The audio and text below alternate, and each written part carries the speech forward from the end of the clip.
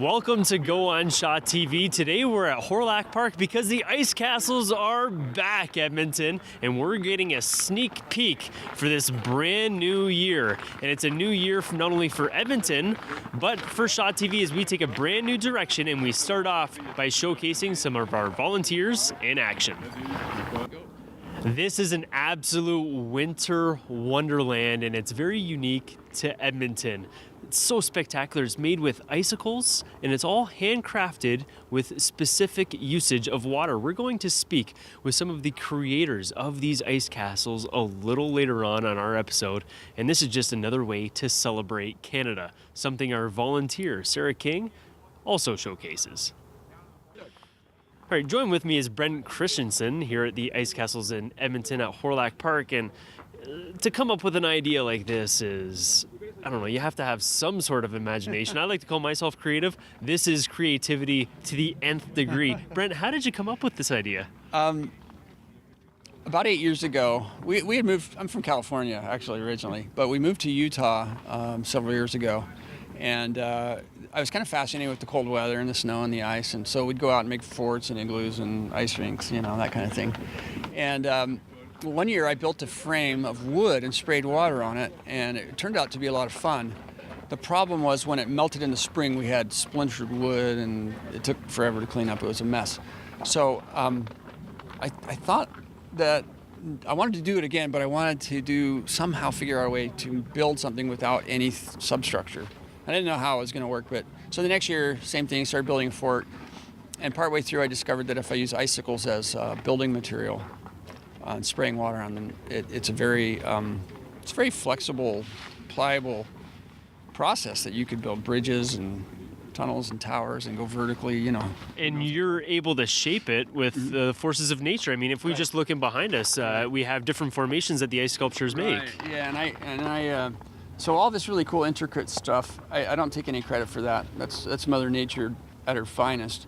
It has to do with the wind and the temperatures and the way the water floats in the air and where it lands and all that stuff. So we lay it out and kind of do our best, but all the really, really beautiful stuff is totally out of our hands. So. And then we see the beautiful light displays that you guys put on at night. Yeah. So that's going to be something to see. And we're going to speak with some more people here at Ice Castles a little later on our episode. But it is the winter months, and we want to make sure you have the mental support that you need in the upcoming year. The ice castles are big, loud, and proud, and in Edmonton, it's one of the largest. There's only 5 ice castles throughout North America. In Edmonton, it's 2 acres large.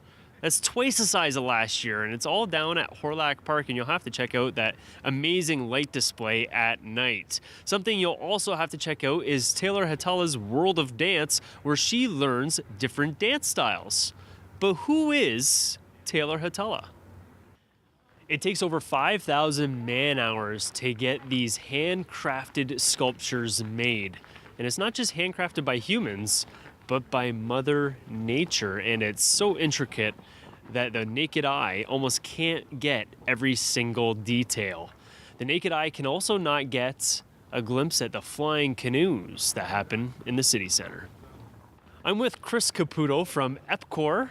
And you helped put this together. You helped put it together last year. Did you learn any lessons putting these ice castles together? Well, yeah, we did learn some lessons from last year, and we worked together with the ice castle, the artists or the builders here on site to iron through any challenges we might have.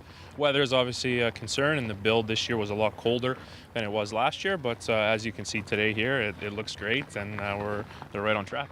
And the water's always running here, isn't it? Yes, that's right. We have a connection to a hydrant. Basically, we provide our water to the hydrant, and then it carries over to the ice castle staff and some of their systems that they have on site here. And you have to keep the water moving, otherwise it will freeze. What is your favorite part of the ice castles here? Definitely just how high it can get, and the cool icicles that you see here hanging, and it feels like you're in the mountains when you get into the middle areas here, the nitty-gritty of it. Well, Chris, thank you for joining us real quick on Shaw as we check out the ice castles down here at Hawrelak Park. But it is a new year at Shaw TV, and that means a new you. These structures are large.